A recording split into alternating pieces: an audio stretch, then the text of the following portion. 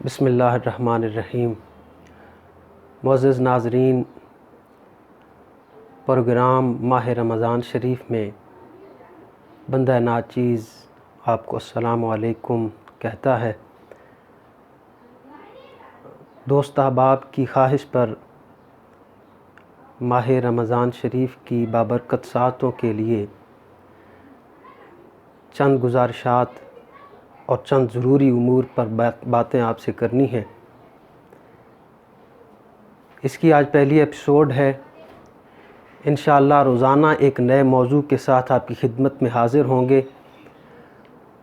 آج کی پہلی ایپیسوڈ اس کا موضوع ہے استقبال رمضان اور تعلیمات نبوی صلی اللہ علیہ وآلہ وسلم۔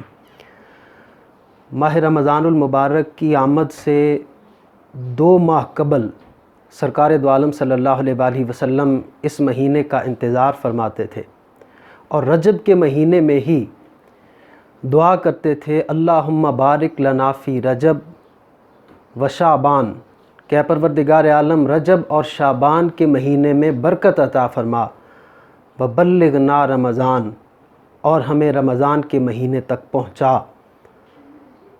یہ حضور صلی اللہ علیہ وآلہ وسلم کی رمضان المبارک کے مہینے سے محبت تھی کہ یہ اتنی رحمتوں اور برکتوں والا مہینہ ہے۔ یہی وجہ ہے کہ صحابہ کرام، تابعین، تبع تابعین، اولیاء امت اور صلحاء امت 6 ماہ قبل اس مہینے کا انتظار کرتے تھے اور دعائیں کرتے تھے کہ پروردگار عالم ہمیں اس مہینے کی برکتیں عطا فرما۔ شعبان کی جب آخری تاریخ ہوتی تھی تو حضور صلی اللہ علیہ وآلہ وسلم صحابہ کرام کو ایک خطبہ ارشاد فرماتے تھے۔ اس پہلی ایپیسوڈ میں ان مبارک الفاظ کو ہم اپنے کانوں کی، اپنی سماعتوں کی نظر کریں اور ہمیں پتہ چلے کہ وہ مبارک الفاظ کون سے تھے جو آج سے 1400 سال پہلے پیارے آقا صلی اللہ علیہ وآلہ وسلم اپنے پیارے صحابہ کو بتایا کرتے تھے، اور صحابہ کرام ان الفاظ کی برکت سے ان الفاظ کو اور ان تعلیمات کو اپنے لیے مشعل راہ بناتے تھے۔ مختلف کتب احادیث کے اندر وہ الفاظ موجود ہیں۔ حضرت سلمان فارسی رضی اللہ تعالیٰ عنہ فرماتے ہیں کہ حضور صلی اللہ علیہ وآلہ وسلم ماہ شعبان کی آخری تاریخ کو صحابہ کرام کو ایک خطبہ ارشاد فرمایا جس کے الفاظ یہ ہیں، فرمایا قد اظلکم شہر عظیم مبارک، فرمایا اے میرے صحابہ، ایک بڑی برکتوں عظمتوں والا مہینہ سایہ فگن ہونے والا ہے۔ شہر فیہ لیلۃ خیر من الف شہر، کہ یہ وہ مبارک مہینہ ہے کہ جس میں ایک رات ایسی ہے جو 1000 مہینوں سے بہتر ہے۔ اور شہر جعل اللہ صیامہ فریضۃ وقیامہ تطوعا، کہ یہ وہ مبارک مہینہ ہے کہ جس کے دن کو روزہ اللہ رب العزت نے فرض قرار دیا ہے اور جس کی رات کو قیام نفل قرار دیا ہے۔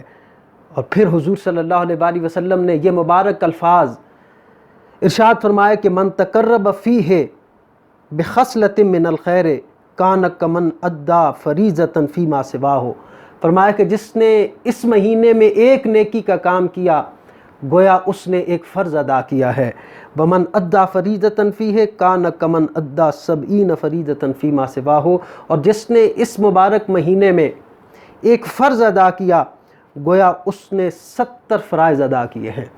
اس لیے اس مبارک مہینے میں یہ مبارک الفاظ ہیں، اور بہت ساری باتیں جو ہم سنتے تو رہتے ہیں، لیکن اس مبارک مہینے کے شروع ہونے سے پہلے، چونکہ آج شعبان المعظم کی آخری تاریخ ہے، ان مبارک الفاظ کو، حضور صلی اللہ علیہ وآلہ وسلم کے مبارک زبان سے نکلنے والے کلمات کو اپنی زندگی کا اور اس رمضان المبارک کے شروع ہونے سے پہلے ان کلمات کی برکت کو ضرور ہم حاصل کریں۔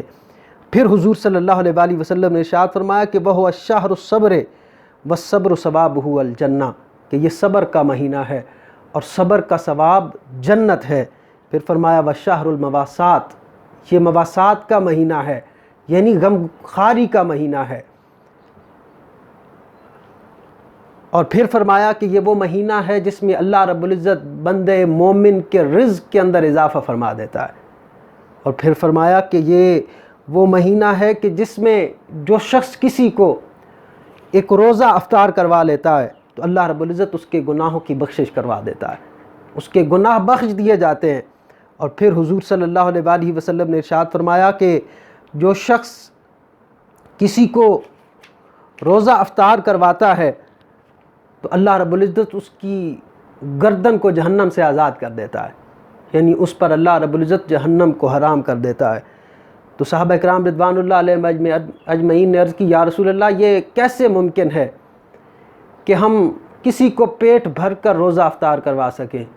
تو حضور صلی اللہ علیہ وآلہ وسلم نے یہ کرم فرمایا اور فرمایا کہ جو کوئی شخص کسی کو ایک کھجور کے دانے کے ساتھ بھی روزہ افطار کروائے گا یا پانی کا ایک گھونٹ عطا کر کے اس کو روزہ افطار کروائے گا تو اللہ رب العزت اس کو بھی اتنا ہی اجر و ثواب عطا فرمائے گا۔ اور ایک حدیث پاک میں تو یہاں تک فرمایا کہ جو کسی کو پانی کا ایک گھونٹ روزہ دار کو پلائے گا اللہ رب العزت اس کو قیامت والے دن میرے حوض کوثر سے پانی پلائے گا۔ تو اس لیے ان مبارک کلمات کو ماہ رمضان المبارک کے آغاز سے پہلے اپنے ذہنوں کے اندر رکھیں، ان کلمات کو سنیں، اللہ رب العزت ہمیں رمضان المبارک کی برکتیں عطا فرمائے۔ اب میں آپ سے اجازت چاہتا ہوں، انشاءاللہ کل ایک نئے موضوع کے ساتھ آپ کی خدمت میں حاضر ہوں گے۔ والسلام وآخر دعوانا الحمدللہ رب العالمین۔